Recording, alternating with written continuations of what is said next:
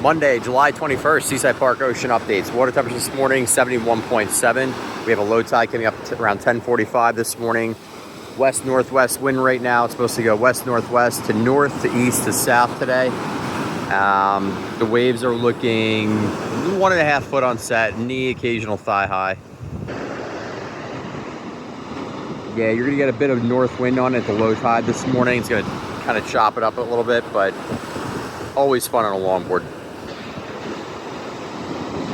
No flies on the beach right now. I would say definitely green flags today. And really good weather today. With the wind does go onshore, it's gonna be really nice beach day.